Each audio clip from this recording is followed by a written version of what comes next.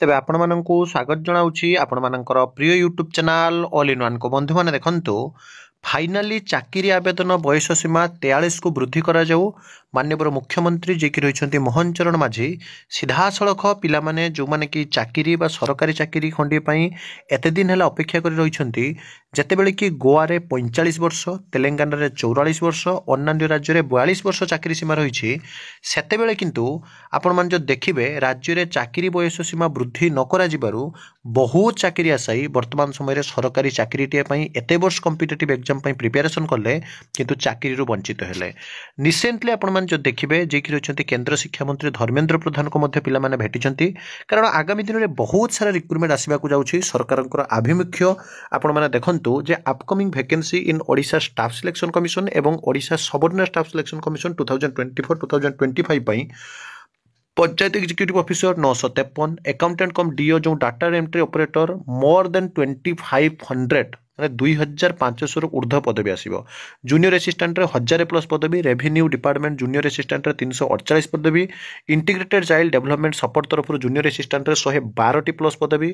Other department रे junior assistant village agriculture officer रो 520 plus पदवी हॉर्टिकल्चर एक्सटेंशन डिपार्टमेंट रो 94 प्लस पदवी लाइफ स्टॉक इंस्पेक्टर 531 प्लस पदवी आपनकर आसीबो रिसेंट जो डाटा कहूची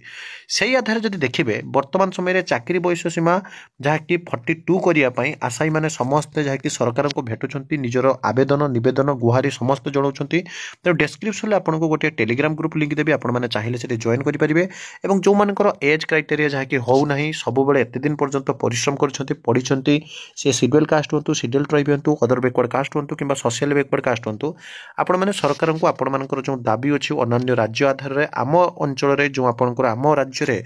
जहाँ कि चाकरी बयस सीमा बहुत कम अच्छी तो आपण मैंने चाहिए सरकार को आपण मैंने जन पारे समस्त टेलीग्राम ग्रुप रे जॉइन हूँ ये क्लीयरली देखो विभिन्न प्रतियोगितामूलक परीक्षार आशायी चाकरी निमंते आवेदन बयस सीमा को वृद्धि करने दीर्घ दिन हेब सरकार पाखे दाबी आसी कर जो थी कि जो देखिए विभिन्न राज्य विशेषकर देखो अधिकांश राज्य में तथा गोवा 45 वर्ष तेलंगाना 44 वर्ष आंध्र प्रदेश उत्तराखंड लद्दाख आसाम 42 वर्ष राजस्थान पश्चिमबंग मध्यप्रदेश महाराष्ट्र त्रिपुरा उत्तर प्रदेश छत्तीसगढ़ सिक्किम में 40 वर्ष थिला बेले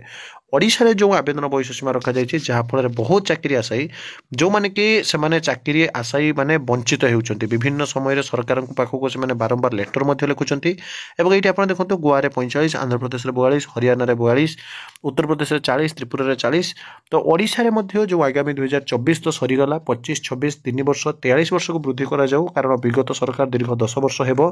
नियमित व्यवधान जेहेतु सरकारी चाकरी बाहर करना तेणु पिलामाने सरकार पाखरे समस्त जाके निजर दाबी उपस्थापन करुछंती आपण माने मध्य निश्चर जो अधिकार अछि आपण माने निश्चित रूप से सरकार को आपनकर दाबी जणाई परिबे एवं शांतिपूर्ण भाव में सरकार को आपण मानकर असुविधा मध्य जणाई परिबे तो एभली सब ऑथेंटिक जेन्युइन और ट्रस्टेबल इन्फॉर्मेशन पई चैनल को सब्सक्राइब लाइक शेयर करंतु एवं आपण माने समस्त टेलीग्राम ग्रुप रे जॉइन होंतु विदाय देतो एक नया वीडियो सहित पुणी थरे आपण मानक पाखक आसी बंद उत्कल जननी।